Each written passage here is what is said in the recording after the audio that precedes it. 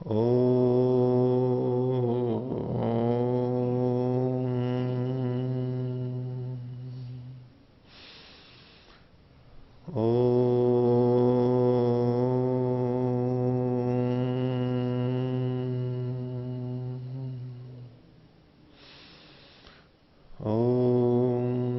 सहनावतु सहनौ भुनक्तु सह वीर्यं करवावहै तेजस्विनावधीतमस्तु मा विद्विषावहै। ओम शांति शांति शांति। वैशेषिक दर्शन की 57वीं कक्षा। वैशेषिक दर्शन के 7वें अध्याय का प्रथम आनिक चल रहा है और इसमें हमने 5वें सूत्र तक देखा था। इस आनिक में पृथ्वी के और अन्य भूतों के जो रूप रस गंध स्पर्श आदि गुण हैं उनकी नित्यता अनित्यता के बारे में चर्चा की कि जिन द्रव्यों में ये अनित्य हैं वो वहां ये भी अनित्य होंगे और जहां द्रव्य नित्य है तो वहां पर ये गुण भी नित्य होंगे। तो इस दृष्टि से इन्होंने चौथे सूत्र के अंदर अपसु तेजसी वायु च नित्या द्रव्य नित्यत्वात् 3 का नाम लिया, जल तेज और वायु। यहां पर इन्होंने पृथ्वी को छोड़ा था। सामान्यतया जो नित्यता अनित्यता है ये परमाणु के स्तर पर नित्यता स्वीकार करते हैं और कार्य जगत के रूप में अनित्यता, स्थूल भूत के रूप में उसकी अनित्यता। यहां जो ब्रह्ममुनि जी व्याख्या कर रहे हैं, उदयवीर जी बार बार कहते भी हैं, लिखते हैं कि भाई परमाणु को तो वैशेषिक दर्शन नित्य ही मानता है, कोई भी परमाणु हो, लेकिन कार्य के रूप में इनको अनित्य मानता है। कार्य स्थूल भूत के रूप में, सूक्ष्म भूत कहें या परमाणु कहें, ऐसी दृष्टि से ये कथन किया गया है। तो चौथे सूत्र में जल, अग्नि और वायु, इन 3 की तो नित्यता का कथन किया, इनके परमाणुओं का, लेकिन पृथ्वी के परमाणुओं को उन्होंने उस रूप से नित्य नहीं कहा कि उनके गुण भी नित्य रहते हैं। इन्होंने ये कहा था कि जो परमाणु है उनके नित्य होने से उनमें रहने वाले गुण भी नित्य होंगे। इस कथन में से पृथ्वी को अलग रख दिया था। तो पृथ्वी के बारे में क्या इनकी दृष्टि है वो आगे छठे सूत्र में और आगे बताई जा रही है। तो छठे सूत्र की भूमिका देखिए, यथा ही जलाग्नि वायवो द्रव्याणि नित्यानि अनित्यानि च। जैसे जल, अग्नि और वायु, ये 3 महाभूत, ये द्रव्य नित्य भी होते हैं और अनित्य भी होते हैं। तेषाम सूक्ष्मत्व स्थूलत्वाभ्याम भेदाभ्याम, क्योंकि वो उनमें सूक्ष्मत्व और स्थूलत्व ये 2 भेद होता है। सूक्ष्म भूत भी होते हैं और स्थूल भूत भी होते हैं। इस दृष्टि से नित्य और अनित्य हो रहे हैं। तेषु नित्येषु रूपादयो गुणा नित्या संति। ये पीछे बताया जा चुका है कि जो इनका सूक्ष्म रूप होता है जो कि नित्य होता है, तो इसमें रूपादि गुण भी नित्य होंगे। तथा पृथ्वी द्रव्यम अपितु नित्यम च अनित्यम च। तो जैसे ये 3 महाभूतों के बारे में नित्य अनित्य कहा गया, ऐसे पृथ्वी भी तो नित्य और अनित्य दोनों प्रकार की होगी। तो तस्याह सूक्ष्मत्व स्थूलाभ्याम भेदाभ्याम, और पृथ्वी के भी उसी तरह सूक्ष्मत्व और स्थूलत्व भेद होंगे, सूक्ष्म और स्थूल रूप में। तो वहां पर भी तत्रापि नित्यायाम पृथिव्याम रूपादयो गुणा कथम न नित्या। तो जब पृथ्वी भी नित्य है परमाणु के रूप में, सूक्ष्म भूत के रूप में, तो उसमें रहने वाले गुणों को इन्होंने नित्य क्यों नहीं कहा चौथे सूत्र में। कथम तत्र गुण नित्यत्व प्रसंगे पृथ्वी वर्जिता। गुणों के नित्यत्व को बताने के संदर्भ में पृथ्वी का नाम वहां पर क्यों छोड़ दिया गया, वो वर्जित क्यों की गई। इति आकांक्षाएं उच्यते। इस विषय में इसको ध्यान में रखते हुए अब ये सूत्र बनाया गया है। तो छठा सूत्र है, कारण गुण पूर्वका पृथिव्याम पाकजाह। पाकजाह गुणा, गुणा का अध्याय करेंगे। पाकज गुण, पाकज का मतलब है पाक से उत्पन्न होने वाले गुण। पाक का मतलब है पक करके, जल करके। पाकिस्तान वाला पाक नहीं है, वो पाक का मतलब पवित्र होता है। और पाक से पवित्र क्यों बन जाता है? क्योंकि पाक अग्नि से होता है और अग्नि से होता है तो पवित्र हो जाता है, अग्नि पवित्र करने वाली है। ठीक है, वो कितना भी सोचें, हम एक तरफ डरते रहते हैं कि भाई पाश्चात्य संस्कृति और ये हमारे अंदर घुस रखी, हमने भी तो वहां पर सब घुसा रखा है। पाक, अग्नि के बिना पाक नहीं हो सकते हैं वो। तो पाकजाह गुण, ऐसे गुण जो पकने से उत्पन्न हुए हों। किसके? पृथ्व्याम, पृथ्वी में। पृथ्वी में कुछ पाकज गुण होते हैं, पकने के बाद में गुण उत्पन्न हो जाते हैं। जैसे कि मिट्टी को पकाते हैं तो घड़े को, ईंट को तो बदल जाती है। तो पहले अलग रंग में थी, पकने के बाद में अलग रंग में आ जाती है। तो अभी ये जो रूप बदल गया उसका, उसका स्पर्श बदल गया, ये कैसा कहलाएगा? पाकज कहलाएगा। पकने के बाद में बदला है, पकने से उत्पन्न हुआ है। तो कह रहे हैं कि पृथ्वी में जो पाकज गुण होते हैं वे कारण गुण पूर्वका, कारण के गुण पूर्वक होते हैं। अर्थात ये गुण पहले कारण में बदलते हैं और फिर कार्य में बदले हुए दिखाई देते हैं। इसको थोड़ा सा समझते हैं। पाकज गुण, ये एक नया विषय है यहां पर कि घड़ा पका, घड़ा बना है मिट्टी से, तो जो घड़े में परिवर्तन आया रंग आदि का, वो पूरे घड़े में आ गया या उसके मिट्टी के कणों में आया इसलिए घड़े में आया? घड़े में परिवर्तन हुआ इसलिए उसके कणों में परिवर्तन आया, या कणों में परिवर्तन हुआ इसलिए घड़े में परिवर्तन हो गया?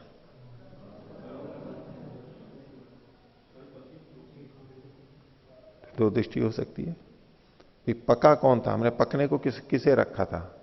कणों को रखा था या घड़े को रखा था? पकने के लिए हमने घड़े को रखा था।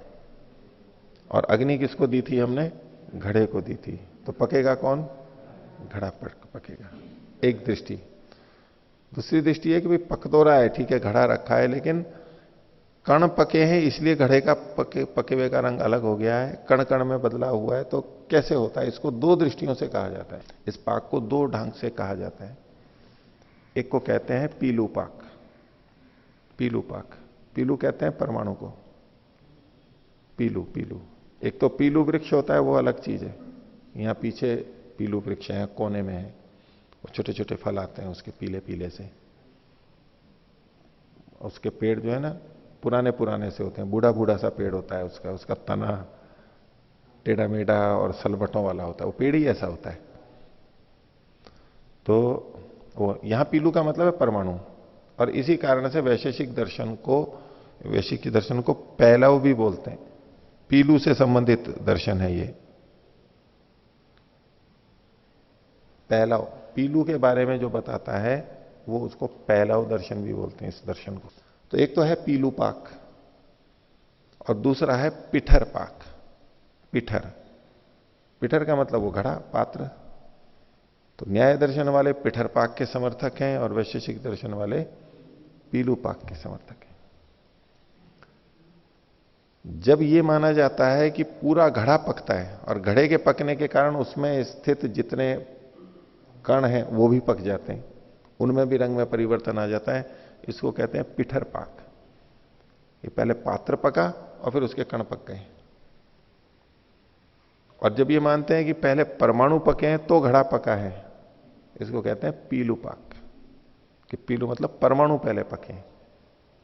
तो ये जो सूत्र कह रहा है ये पीलू पाक के नाम से, पीलू पाक की तरफ संकेत है, जिस बात को पीलू पाक के नाम से कहा जाता है। तो पृथ्वी में जो पाकज गुण होते हैं वो कारण गुण पूर्वक होते हैं। अर्थात जब उसका पाक होता है तो कारण में, कारण मतलब उसके अवयवों में, यानी परमाणुओं में परिवर्तन आता है, उसके कारण से इसमें परिवर्तन आता है।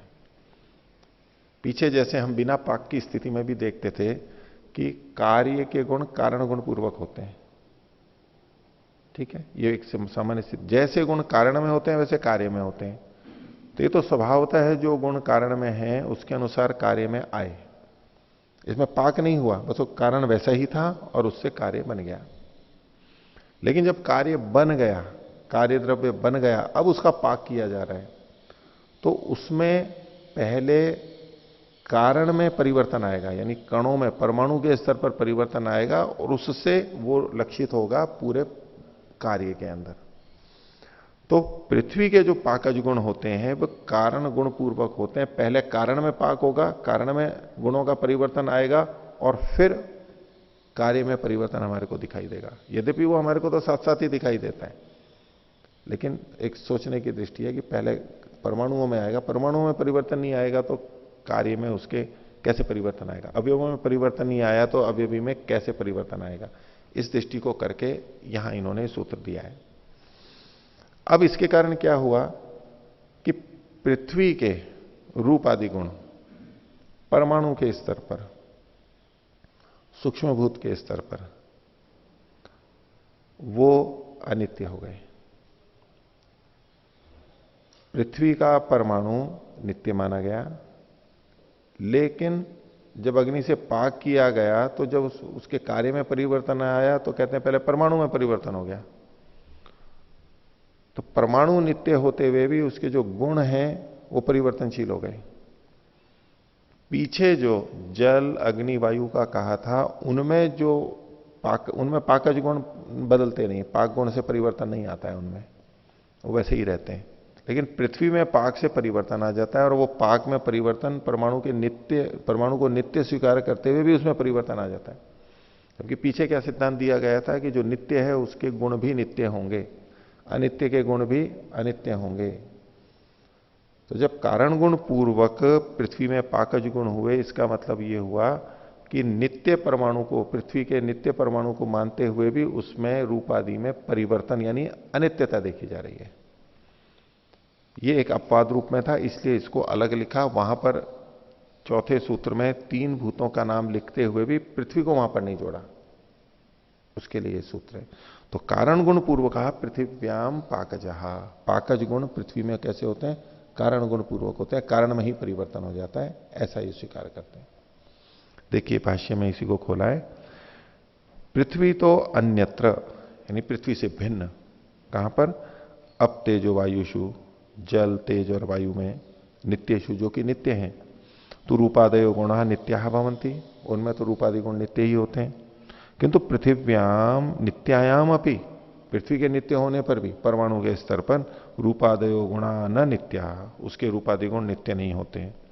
नित्य नहीं होते हैं, इसी को आगे खोल रहे हैं। न सदा समान, वो हमेशा समान नहीं रहते हैं, बदलाव आ जाता है उसमें। इसी को आगे खोल रहे हैं। समावस्था गतावा न समावस्था गतावा, सदा समान, समान कोई खोल लिया, समावस्था गता, समान अवस्था में नहीं रहते हैं। क्यों, यतो ही, क्योंकि अग्नि संयोगात परिवर्तन थे, अग्नि के संयोग से वो बदल जाते हैं। अल्प विराम।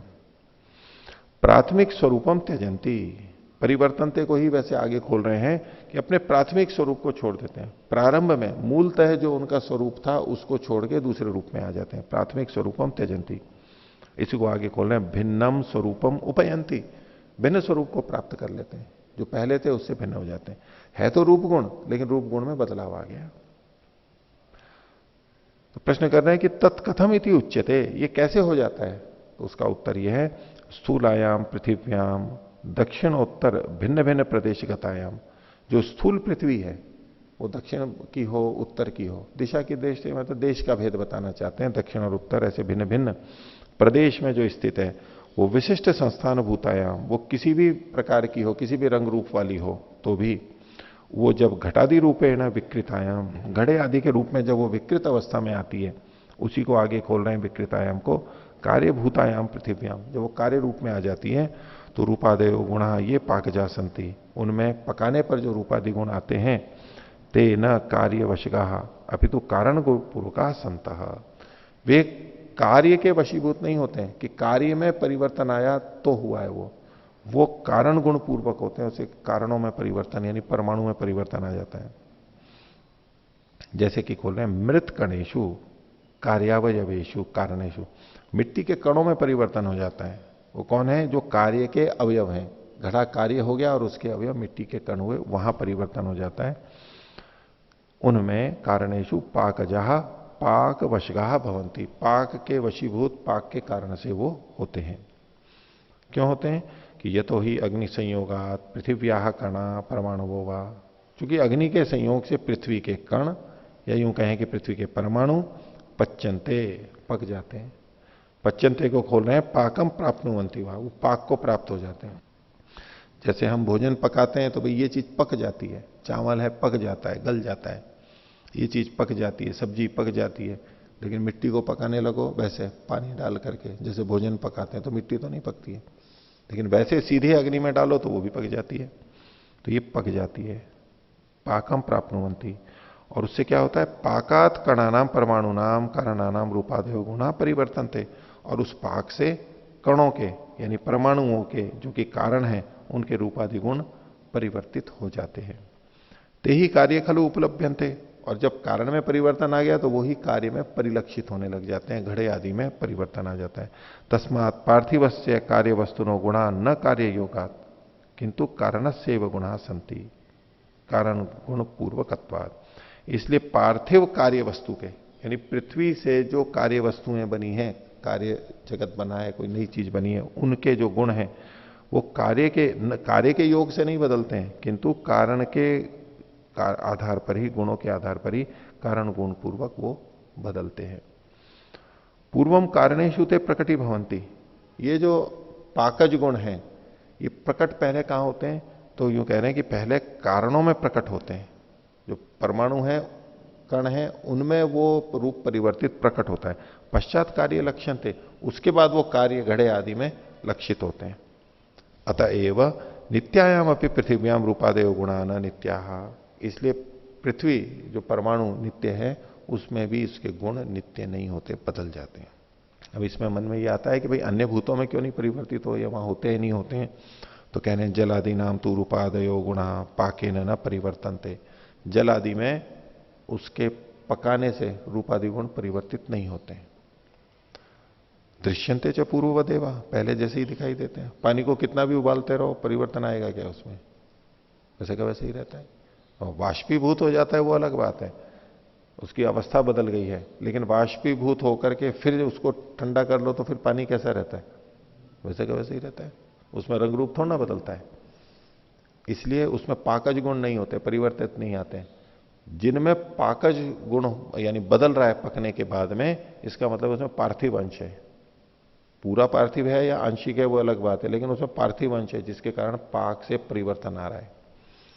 तत्र पाकज गुणानाम रूपादीनाम, अच्छा आप कह रहे हैं कि ये जो पाकज गुण है इसके अंदर अलग अलग कारणों को निर्देशित कर रहे हैं कि तत्र पाकज गुणानाम रूपादीनाम, जो पाकज गुण रूपादि जो पाकज गुण है, पकने के बाद में जो रूपादि गुण आए हैं उसका संवाही कारण क्या है, संवाही कारणम पृथ्वी परमाणु, पृथ्वी के जो परमाणु है वो उसका संवाही कारण है, क्योंकि गुण का आश्रय वही है। और पृथ्वी परमाणुगता रूपादयो गुण अवयवी रूपादि नाम असंवाही कारणम, जो अवयवी रूप द्रव्य है यानी घड़ा आदि जो कार्य द्रव्य है उसमें जो रूपादि गुण हैं उनका असंवाही कारण परमाणुगत रूप है। परमाणु में जो रूप है उसका संवाही कारण परमाणु है। घटे में कार्य द्रव्य में जो रूपादि गुण है उसका संवाही कारण घट है। लेकिन घट में जो रूपादि गुण है उसका असंवाही कारण कौन होगा, घट के कारण के जो रूपादि गुण है वो उसका कारण बनेंगे, असंवाही कारण बनेंगे। जैसे हमने वस्त्र आदि के संदर्भ में पहले देखा था, कपड़े के रूप गुण का असंवाही कारण तंतुगत रूप गुण है।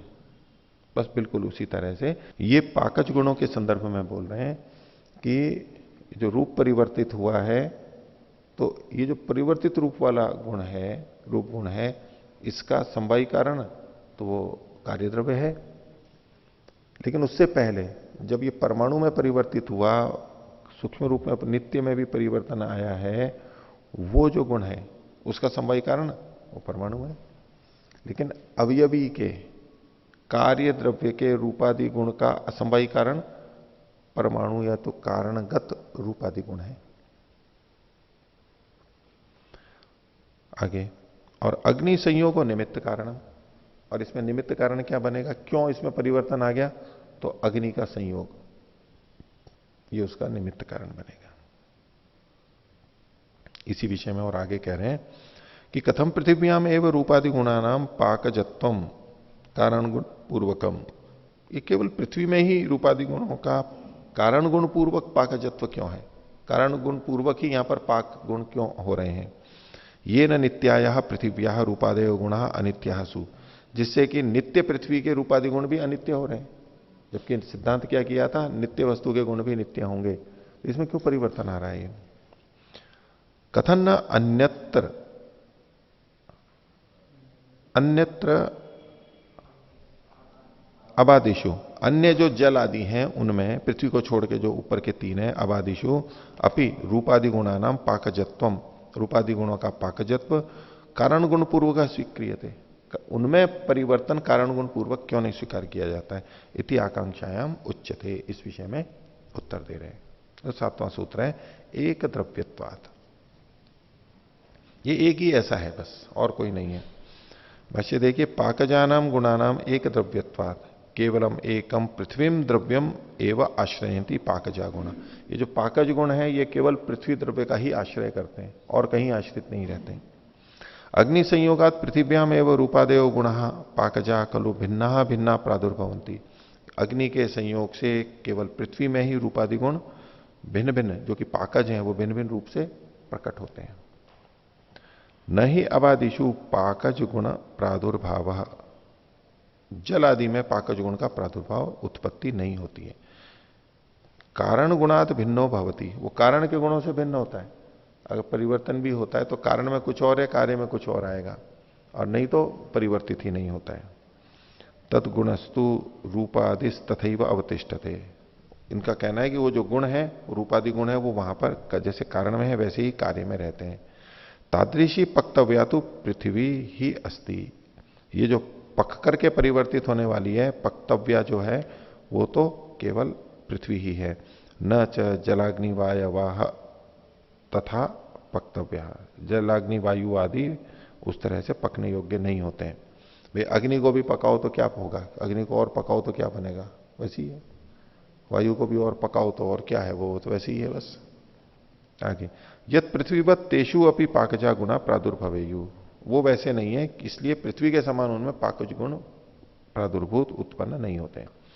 पृथ्वी तद विकारश्च पाके दहन कर्मणि लक्ष्यते, यहाँ जो पृथ्वी या पृथ्वी के जो विकार है ये पाकज कर्म में लक्षित किए जा रहे हैं, उनको संकेतित किया जा रहा है। तस्य दहनाश्रयत्वाद अग्ने ईंधनत्वाच, उसके दहन के आश्रय वाला होने से, यानी जल आता है वहां पर, जलता है वो, उसी को खोल दिया अग्ने ईंधनत्वाच, अग्नि के ईंधन होने से। अग्नि तो ईंधन है, और दहन का आश्रय कौन है, अग्नि है, नहीं, दहन का आश्रय कौन है, पृथ्वी है। दहन का आश्रय जलती, जलन कहां होगा, अग्नि में होगा, और अग्नि तो वहां पर ईंधन की तरह होती है, जलाने वाली।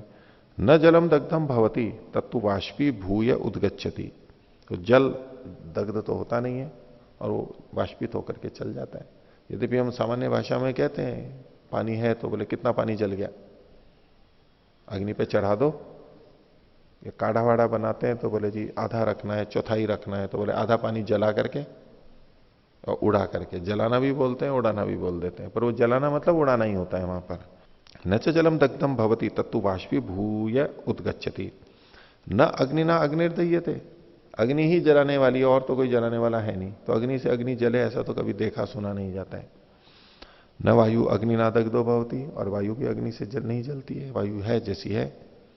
तस्मात् पाकज गुणा नाम एकम एवं पृथ्वी द्रव्यम आश्रय, इसलिए पाकज गुणों का आश्रय केवल एक ही द्रव्य है, जो एक द्रव्यत्वात् सूत्र में लिखा है, बस एक ही द्रव्य है जो जिसमें पाकज गुण रहते हैं। तत्रैव पाकज गुणा नाम प्रादुर्भाव, इसलिए पाकज गुण भी वहीं पर ही उत्पन्न होते हैं। तो यहां पर रूपादि गुणों का जो वर्णन था वो तो पूरा हो गया, अब अन्य गुणों के बारे में भी कुछ कह रहे हैं। 8वें सूत्र की भूमिका है रूपादीन इंद्रिय विषयान, रूपादि जो इंद्रिय के विषय हैं, यानी इंद्रियों से जाने जाते हैं, उन गुणों को परीक्ष्य तत्सहचरितान गुणान अपि परीक्षमाण, तो उनके साथ के अन्य गुणों को भी परीक्षित करते हुए, जो गुणों का वर्णन किया गया है उसमें शुरू में कौन से गुण बताए हैं,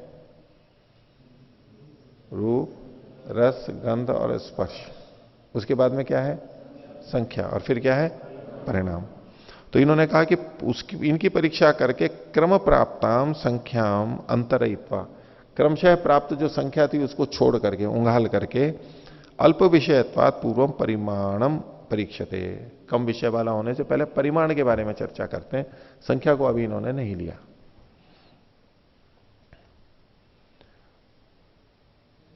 तो 8वें सूत्र में कहा इन्होंने, अणोर महतश्च उपलब्धि अनुपलब्धि नित्य व्याख्याते, अणु और महत की उपलब्धि और अनुपलब्धि।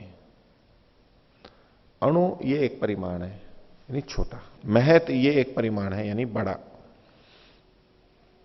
जैसा कि हमने पहले देखा था, ये द्वैणुक तक अणु परिमाण मानते हैं और द्वैणुक से आगे त्रसरेणु और उससे बड़ी जितनी चीजें उनको महत परिमाण वाली मानते हैं। यद्यपि त्रसरेणु भी बहुत छोटा होता है, हम जो बोलते हैं उस दृष्टि से वो छोटा ही है, लेकिन यहां इसको वो महत परिमाण वाला मानते हैं, जो कि दृष्टिगत होने लगता है, दिखाई देने लगता है, देखा जा सकता है। उससे छोटे में रूप गुण नहीं आता है। जैसे पीछे हमने देख करके आए थे कि कोई वस्तु क्यों दिखाई देती है, तो इनके सिद्धांत के अनुसार एक तो उसमें रूप गुण होना चाहिए और एक वो महत परिमाण वाला, अनेक द्रव्यों से मिलकर के बना हुआ होना चाहिए, वो महत परिमाण वाला होना चाहिए। वो महत परिमाण इनके लक्षण के अनुसार ही देखना है। तो अणुर महतोश्च, अणु और महत की उपलब्धि और अनुपलब्धि। तो इसमें अणु की तो अनुपलब्धि है और महत की उपलब्धि है, इसको यथाक्रम लेंगे। अभी क्या है, अणु और महत की उपलब्धि, अणु के साथ में उपलब्धि और महत के साथ में अनुपलब्धि, ऐसे नहीं जोड़ना है, वो क्रम में नहीं तो गड़बड़ हो जाएगी। यथाक्रम नहीं है, उसको पलट करके लेंगे, यथा योग्य, यथा योग्य क्रम लेंगे। एक तो क्रम होता है यथाश्रुत क्रम, जैसा सुना गया पहले के साथ पहला जुड़ेगा, दूसरे के साथ दूसरा, तीसरे के साथ तीसरा, ऐसे यथाक्रम। और एक है योग्यता के अनुसार क्रम, पाठक्रमात अर्थक्रमो बलियान, मीमांसा का एक सूत्र है, उसका एक सिद्धांत है कि पाठक्रम अगर संगत नहीं लग रहा है तो वहां पर अर्थक्रम के अनुसार देखा जाएगा, क्योंकि अणु चीज अनुपलब्ध होगी और महत चीज उपलब्ध होगी, पहले बता चुके हैं, इसलिए अपने आप ही यहां पर जुड़ जाएगा। ये किसी को कहें कि इनको पानी और दूध दे दो ताकि ये पी लें और नहा लें, इनको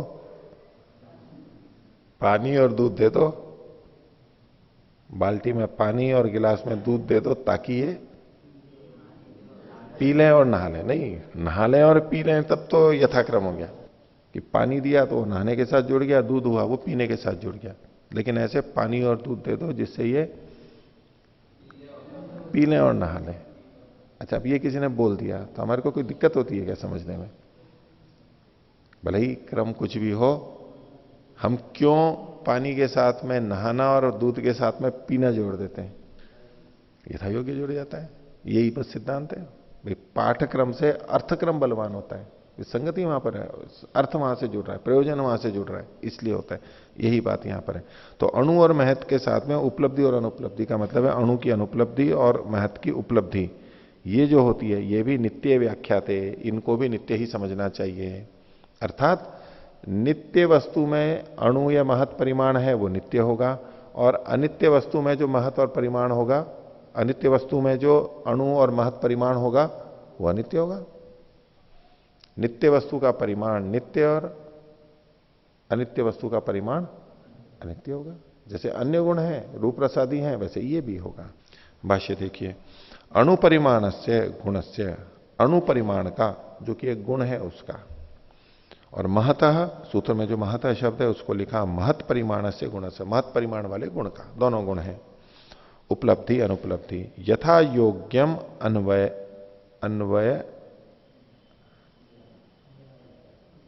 अन्वय न्यायात, यथा योग्य अन्वय न्यायात। एक तो क्रम से अन्वय होता है, एक यथा योग्य अन्वय हो रहा है। अन्वय का मतलब उसमें आगे पीछे करेंगे। तो यथा योग्य अन्वय इस न्याय से अनुपलब्धिर उपलब्धिश्च, इसको पलट दिया इन्होंने। सूत्र में उपलब्धि अनुपलब्धि था, यहां इन्होंने अनुपलब्धि और उपलब्धि कर दिया। नित्य व्याख्याते, ये नित्य व्याख्याते वेदितव्य, इनको भी नित्य ही समझना चाहिए। खोल रहे हैं इसी को, अणुत्ववती द्रव्य अणुपरिमाण गुणस्य अनुपलब्धे अप्रत्यक्षा नित्या।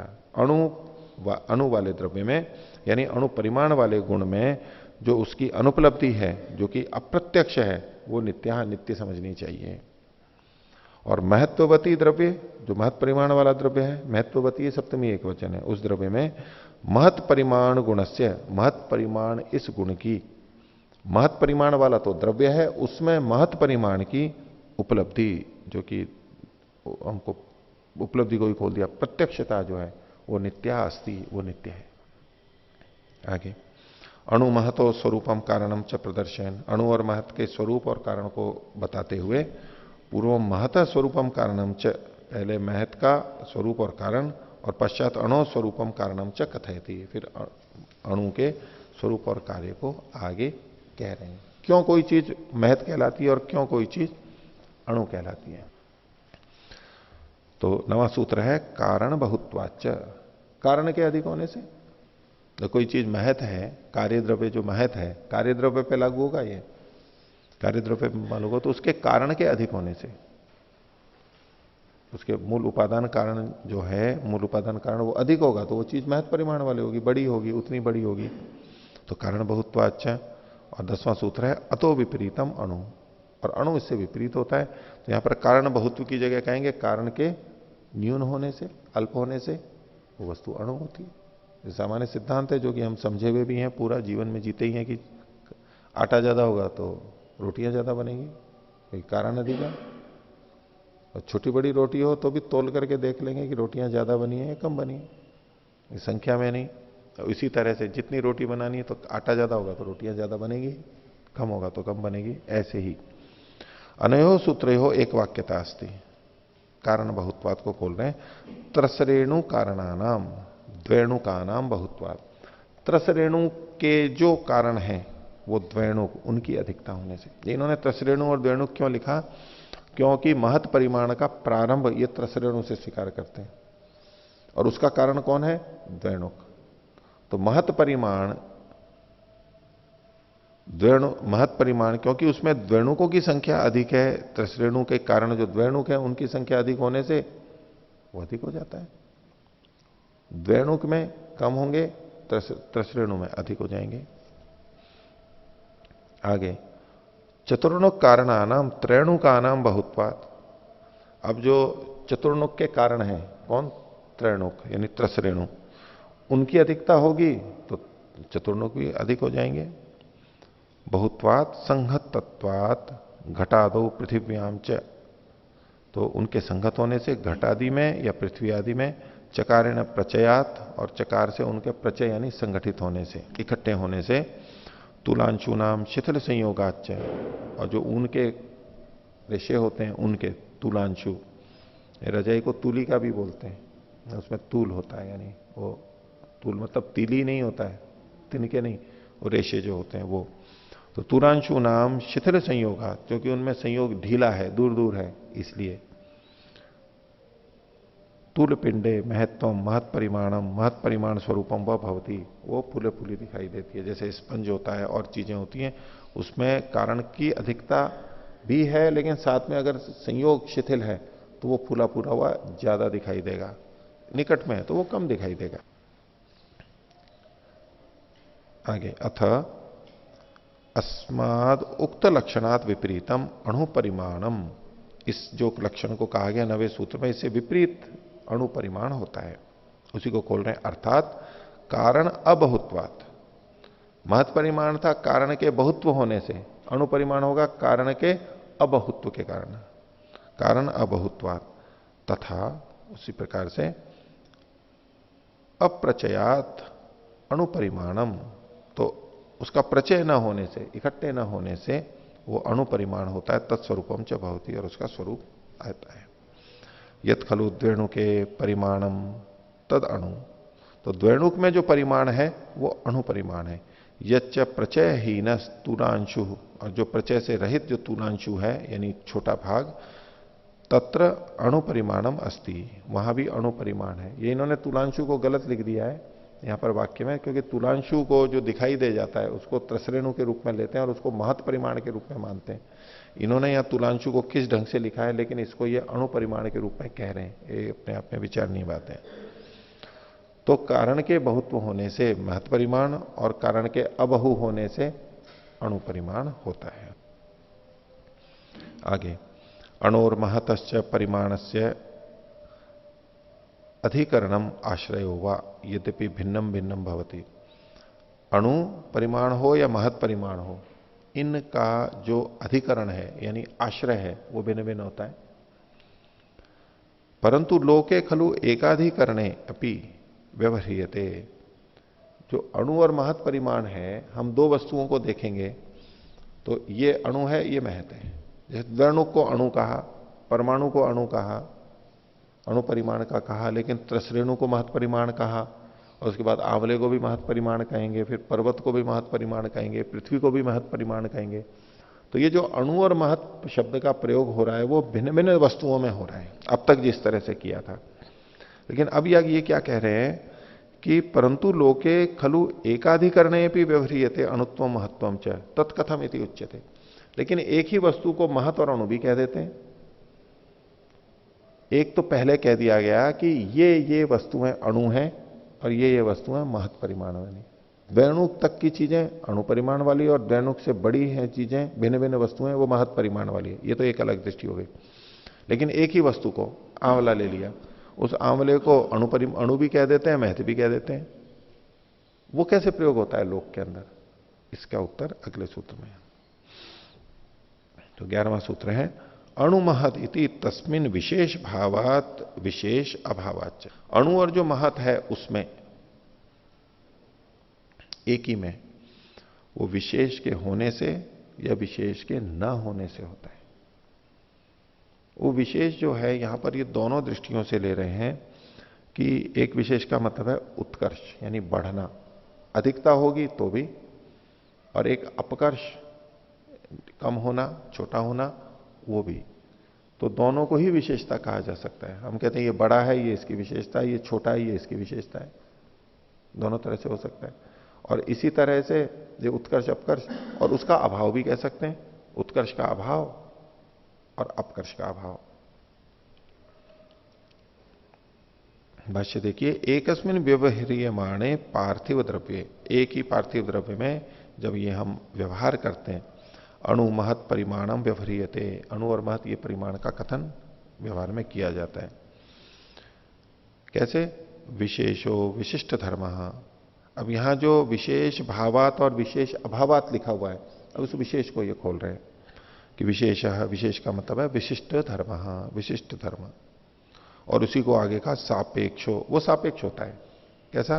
दोनों तरह का, अपकर्ष यानी उसका कम होना और उत्कर्ष उसका अधिक होना, उभय विधा परीक्षणीयात्मक, दोनों तरह से उसकी परीक्षा की जा सकती है।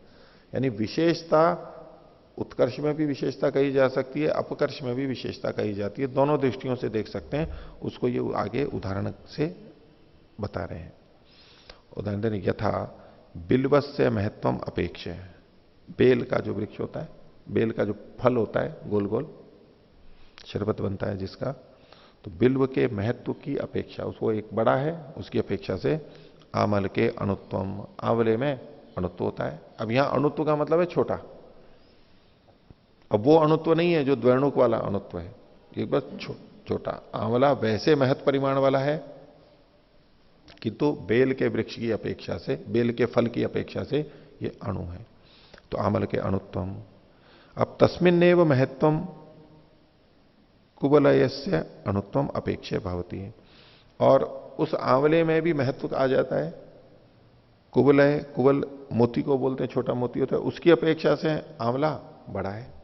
तो जब हम सामान्य भाषा में बड़ा और छोटा कहते हैं तो हम कहें कि आंवला बड़ा है या छोटा है? तो बेल की दृष्टि से देखेंगे, बिल्व की, तो वो छोटा है, और मोती की दृष्टि से देखेंगे तो बड़ा है। तो एक ही वस्तु में अणु और महत का जो प्रयोग होता है ये सापेक्ष होता है। इसी तरह से अपकर्ष का कहना है, यदा अपकर्षो अपेक्षते, जब अपकर्ष की अपेक्षा होती है तो दूसरे से अपेक्षा करते गए, तदा स विशेषो विशिष्ट धर्म। पहले उत्कर्ष की अपेक्षा कर रहे थे, अब कभी अपकर्ष की अपेक्षा करेंगे, उस गुण को देखते हुए करेंगे तो भी ऐसे कथन कर सकते हैं, ये भी विशिष्ट धर्म है।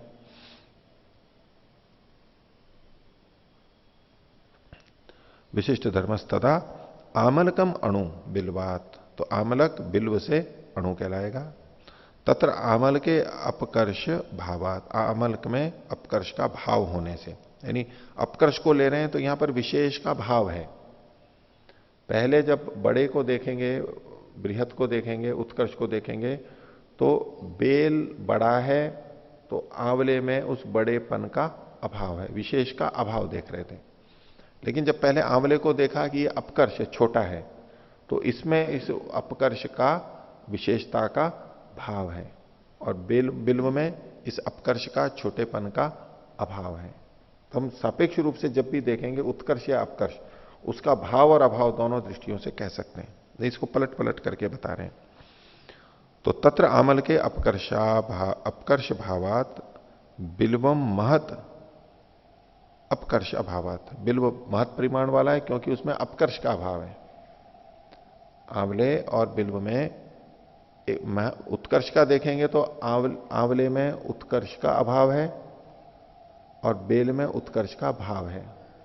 और यदि अपकर्ष की दृष्टि से देखेंगे, जो कि अपकर्ष भी एक विशेषता है, तो आंवले में अपकर्ष का भाव है और बिल्व में अपकर्ष का अभाव है। बस ऐसे कथन करेंगे। आगे, अथ यत उत्कर्षो अपेक्षते, जब उत्कर्ष की अपेक्षा करते हैं तदा स विशेषो विशिष्ट धर्म, उसको विशेष धर्म मानेंगे। तदा महद आमलकम अस्ति, तब आमलक महत है कुवलयात, कुवलय की अपेक्षा, मोती की अपेक्षा। तत्र आमल के खलु उत्कर्ष भावात, आमलक में उत्कर्ष का भाव होने से कुवलम अणु उत्कर्षा भावात, कुवल अणु है क्योंकि उसमें उत्कर्ष का भाव है। तीन विशेषताओं के भाव और अभाव के कारण से हम अणु और महत का व्यवहार करते हैं। दोनों ही दृष्टि से अणु और महत का व्यवहार होता है। अपेक्षा से वक्ता जहां जो कह रहा है उसके अनुसार हमें अणु और महत का तात्पर्य लेना चाहिए। आगे, एकस्मिन् पार्थिव द्रव्ये सापेक्ष विशेषस्य अपकर्षस्य उत्कर्षस्य भावात् अभावाच्च कथम अणुत्व महत्व व्यवहार कल्प्यते। तो ये तो सापेक्ष रूप से अणु और महत का इन्होंने वर्णन किया एक दूसरे की अपेक्षा से, लेकिन अगर एक ही पार्थिव द्रव्य है उसमें जो कि सापेक्ष विशेष है, सापेक्ष विशेष जो अपकर्ष और उत्कर्ष है, उसका भाव और अभाव एक ही में कैसे प्रयोग कर सकते हो आप? जब ये उत्कर्ष और अपकर्ष शब्द सापेक्ष हैं, अन्यों की अपेक्षा से ही होते हैं, तो जो अकेला है उसमें कैसे प्रयोग करेंगे इसको? तो उसके बारे में कह रहे हैं। 12वां सूत्र है एक कालत्वात्, एक काल होने से। कैसे कह रहे हैं? यतो ही एकस्मिन् काले तत्र एकस्मिन् पार्थिव द्रव्ये अणुत्वम महत्वम च प्रतीयते यद्वा उपलभ्यते। पृथ्वी के ही एक पर एक में अणुत्व दिखाई देगा, एक में महत्व दिखाई दे जाएगा। उसी पृथ्वी में है तो उसी के अलग अलग।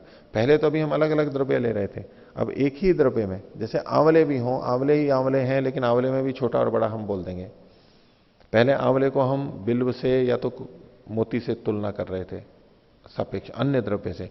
अब एक में भी हो सकता है एक कालत्वात्, एक ही समय में दूसरे में महत्व परिमाण है, इसमें अणु परिमाण छोटे बड़े हो सकते हैं। सापेक्ष विशेष भावा भाव निमित्ता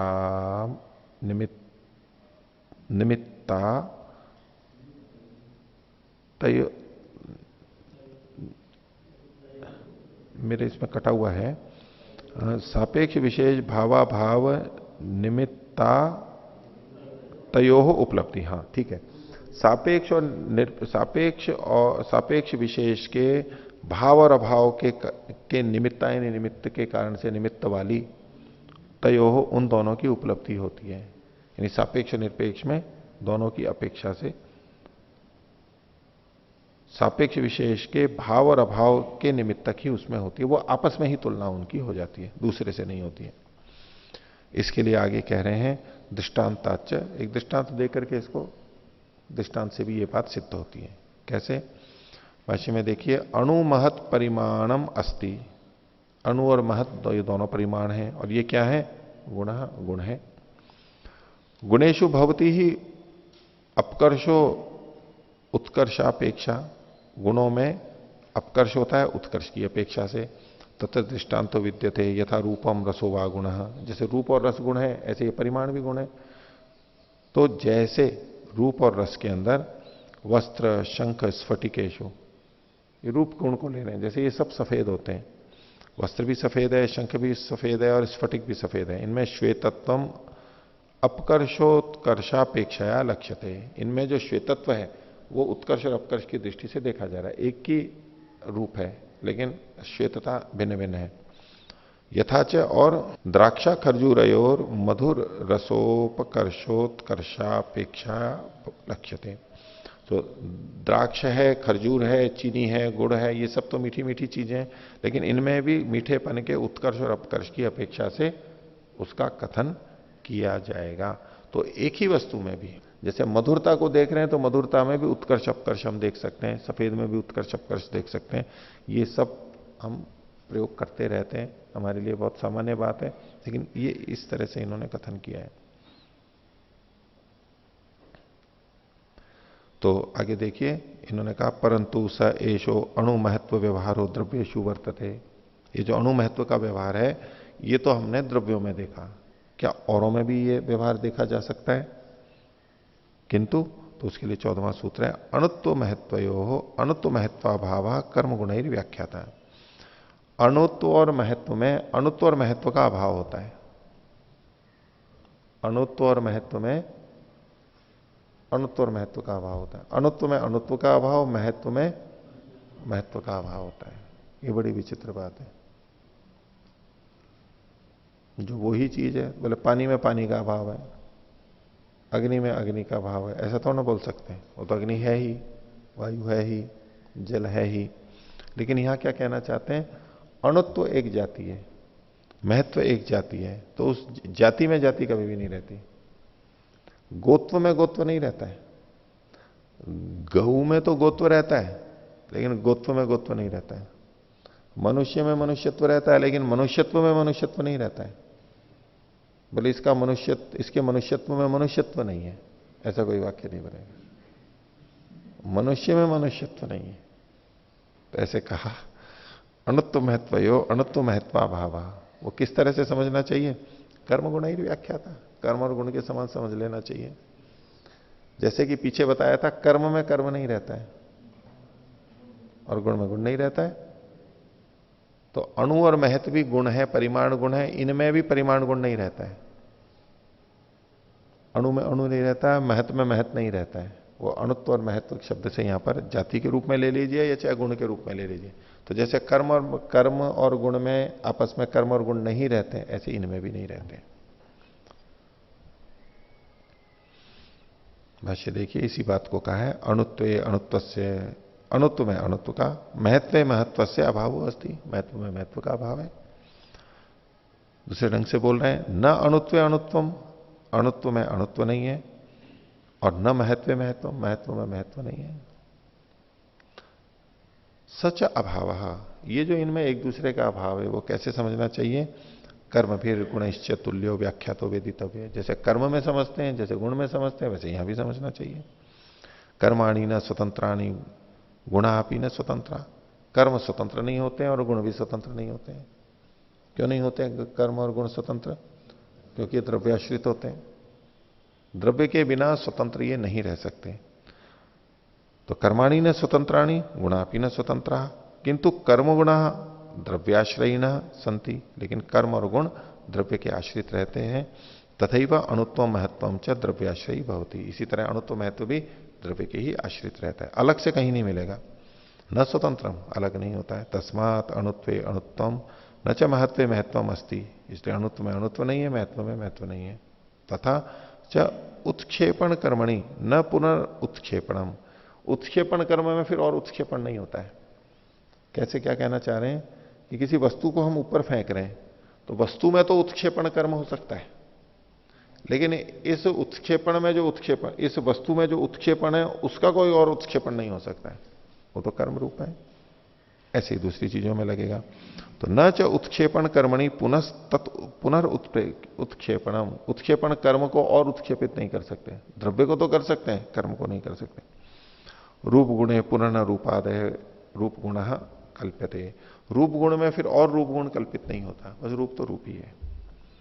तथैव अणुत्वे न अणुत्वम महत्वे न महत्वम कल्पयितुम शक्यते अस्वतंत्र महत्वादेव, अस्वतंत्र होने से, पराधीन होने से इसमें भी अणुत्व और महत्व में महत्व नहीं होता है। ठीक है, आगे देखिए 15वां सूत्र। कर्म गुणैर व्याख्याता इत्युच्यते। कर्म और गुणों से व्याख्या करनी चाहिए, जो पीछे कहा गया था उसको लिखित करते हैं। देख, कर्माणि न कर्मवंती गुणा न गुणवंता इति कुतः। कर्म में कर्म नहीं रहता है, गुण में गुण नहीं रहता, वो कैसे, तो उसके बारे में अत्र उच्यते। 15वां सूत्र है, कर्म भी कर्माणि गुणश्च गुणा व्याख्याता। कर्म के द्वारा कर्म को और गुणों के द्वारा गुण की व्याख्या समझ लेनी चाहिए, पहले कर चुके हैं।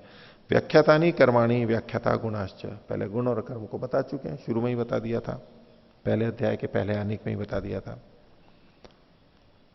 इसी को खोल रहे हैं, ये जो लिखा है इन्होंने, व्याख्यातानी कर्माणी व्याख्याता गुणाश्च, यहां अल्प विराम ले लीजिए।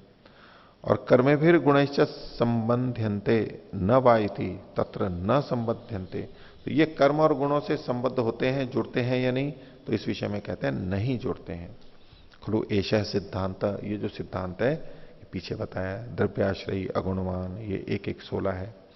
द्रव्याश्रयी च अणुश्च गुण, और ये जो अणु, द्रव्याश्रयी च अणुश्च गुण, द्रव्याश्रयी च अगुणश्च गुण, ये जो गुण है, ये जो यहां लिखा है ना, द्रव्याश्रयी च अणुश्च गुण, च अणुश्च की जगह च अगुणश्च ये आना चाहिए, कि ये जो गुण है ये द्रव्याश्रयी है और अगुण है, इसमें गुण नहीं होता है। आगे एक द्रव्यम अगुणम, ये 1:17 था। और गुण वैधर्म्यात् न कर्मणाम कर्म, गुणों की विधर्मता होने से कर्म उत्पन्न नहीं होते हैं, ये जो सिद्धांत था 1:24। तो कर्म कर्मणा सह न संबध्यते, कर्म कर्म के साथ में जुड़ता नहीं है। तस्य क्षणिकत्वात्, क्योंकि वो क्षणिक होता है, नष्ट हो जाता है। तस्मात् कर्माणि कर्म फिर असंबद्धानी, इसलिए कर्म कर्म से असंबद्ध होते हैं।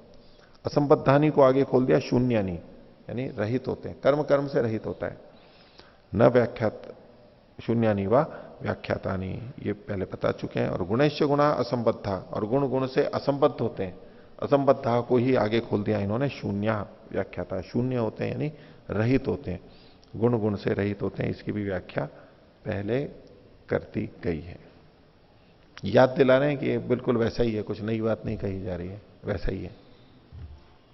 और देखिए 16वां सूत्र, तस्मादेव व्याख्यान प्रकारात, उसी शैली से ये भी कहा जाएगा। क्या, अणुत्व महत्वाभ्याम कर्म गुणाश्च व्याख्याता, अणुत्व और महत्व से कर्म और गुण की भी व्याख्या कर ली गई। पीछे क्या कहा गया था, महत्व अणुत्व महत्वयो अणुत्व महत्वाभाव कर्म गुण ही व्याख्या था, और अब यहां पर अणुत्व महत्व से कर्म और गुण की व्याख्या कर ली गई। इसको समझा दिया तो वो भी ऐसे ही समझ लेंगे, और उसको समझा दिया तो ये भी ऐसे ही समझ लेंगे। समानता का है ना, द्रव्य गुण कर्म सामान्य विशेष और समवाय, जैसे वो समझा वैसे ही समझ लो, ये सरल बात है, क्यों उसमें परेशान होते हो। शैली सिखा रहे हैं, कैसे सरलता से सीख सकते हैं। 16वां सूत्र हो गया, अणुत्व महत्वाभ्याम कर्म गुणाश्च व्याख्याता। भाष्य देखिए, यथा अणुत्वम न अणुत्ववत, अणु जो है वो अणुत्व वाला नहीं होता, उसमें अणु में अणु नहीं होता है, अणुत्व में अणुत्व नहीं होता है, अणुत्व अणुत्व वाला नहीं होता है। महत्वम न महत्ववत, और महत्व महत्व वाला नहीं होता है। तस्य अणुत्वस्य महत्वस्य अस्वतंत्रत्वात्, हेतु क्या है, अणुत्व और महत्व के अस्वतंत्र होने से। और अस्वतंत्रत्वात् को आगे खोल रहे हैं द्रव्याश्रितत्वात्, द्रव्य के आश्रित होने से। तथैव कर्म न अणुत्व महत्ववत, इसलिए जो कर्म है वो भी अणुत्व और महत्व वाला नहीं होता है।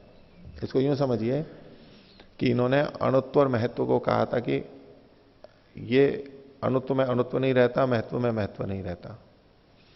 ये कहां रहते हैं, द्रव्य में रहते हैं। तो द्रव्य तो अणु महत्व होता है, लेकिन गुण या कर्म अणु महत्व नहीं होते।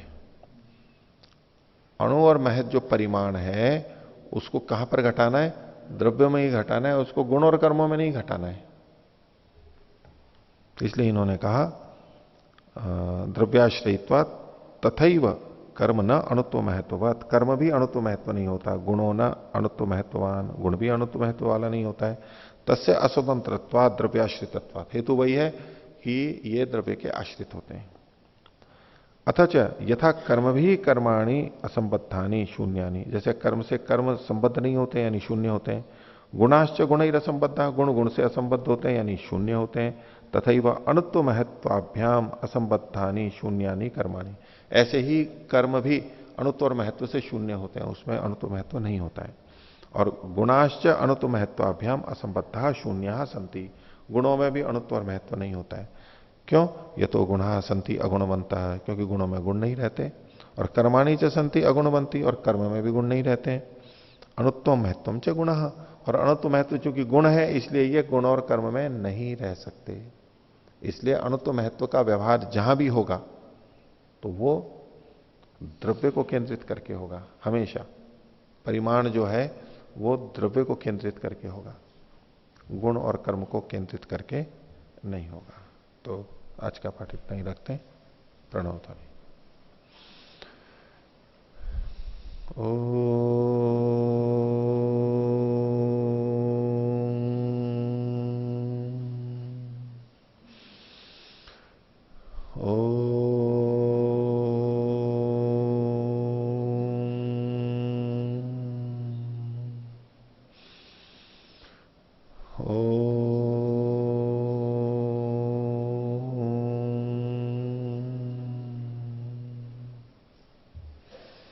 सभी को सादर अभिवादन। ओम।